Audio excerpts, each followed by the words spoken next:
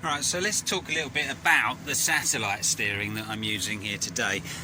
So you start off, so for instance today I've got the drill on, but it could be whatever.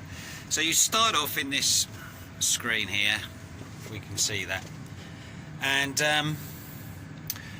it's your implement setup. So in this case we've got horse sprint, but it could be, as you can see, I've got a number of machines in there. So obviously we want the horse sprinter. You then have got how wide it is. So in this case it's 4 meters, but you can change that, and all the other machines will have a different width. The implement type is how the tractor knows when the machine is working. So in this case it's working off of the rear hydraulic remote valve, electronic hydraulic remote valve number 1, but you've got a choice of things. So it could be on the hitch, or if you engage the guidance, or if the PTO's engaged, any of those things. But in this case it's on that rear hydraulics, because that's how it's put in and out of work. So once you've done that, there are other things you can fiddle with, all sorts of things. If you've not got a machine, for instance here, that is right behind the tractor, so it works on one side, like a mower that you might have hanging off one side, well you can put all that in here, but this is the basic thing. You then go back to another screen. In this case I've got a bit of a nav screen here. Now on this screen you can record, they call it a swath, but it's basically record your line up the field. First off, ideally you record the field. Now you can do that here, you just record a boundary, that's self-explanatory, and you just drive around the field and you type a name in and a little box, and when box comes up you just put whatever you want it to be called. This field's called North, rather imaginatively, and then it records a boundary, and then whenever you drive into that field it'll select, you can select it. So you got this select, auto select, or new, you know, and so that's how you choose where you are. Press auto select, it knows where it is. If it's inside a boundary, up will pop that.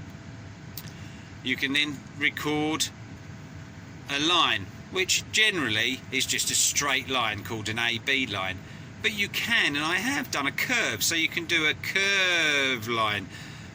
Now that's all I've done, but I think you can do round ever decreasing circles or anything like that, so it's pretty clever.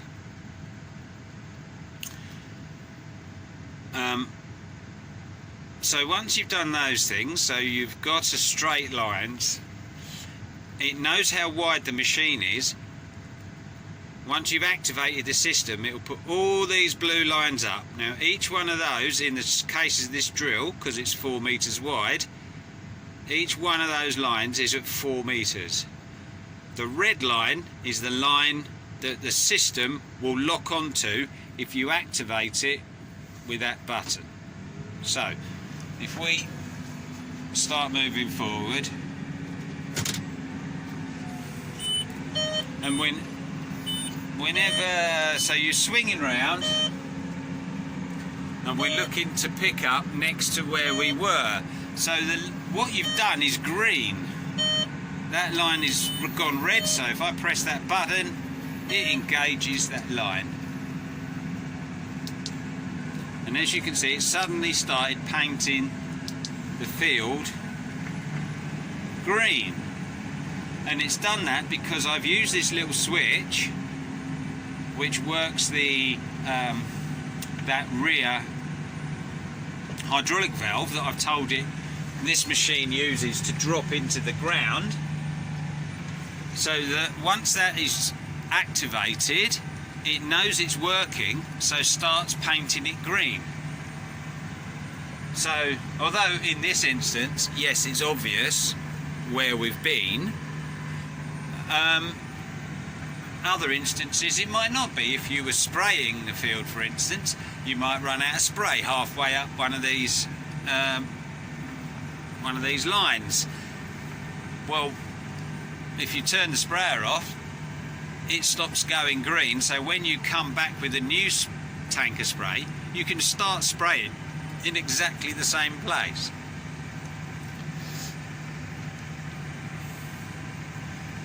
Now this one, I have got Rangepoint on this tractor, which is supposedly accurate to within, I can't think now, I think it's about 10 centimetres or something like that. Well, to be honest with you, I think we do a bit better than that. Maybe because we're flat and open and can see a lot of satellites.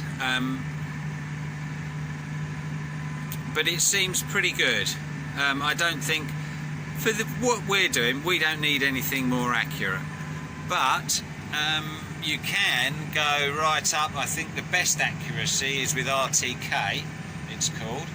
And with that you can get an accuracy of, I think it's 2 centimetres, which is amazing, really. But this tractor has got a cheaper system that you pay for that seems absolutely fine for us. And to be fair, press there. The other tractor we have just has the completely free satellite system on it, and to be honest with you, there it is. Look, I didn't look. Now what's that's done? I wasn't watching then. That's locked onto that one, when really I wanted that one. So all you have to do then is just touch the steering wheel. It disengages the system. So now you can steer it, and I'll back up till that other one goes red, which it has. Press that and off we go.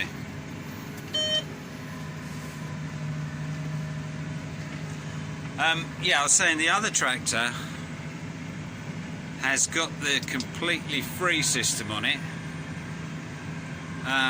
where the accuracy is 20 centimetres, I think. Now we definitely do get a lot better than 20 centimetres, and I've drilled with that other tractor using this drill on the free system, and to be fair, it's absolutely fine. So anyway, that's more or less the steering steering system on the tractors that we got nowadays. Now we're quite small farmers, but to be honest, although it doesn't make a massive difference with drilling because you've got these markers and you'd follow that anyway, but with a cultivator, even on our fields and our size farm, the time and diesel that you're saving by using getting full width every time is really noticeable. So I think it's definitely worth having, and something that I would have basically on any tractor I bought now.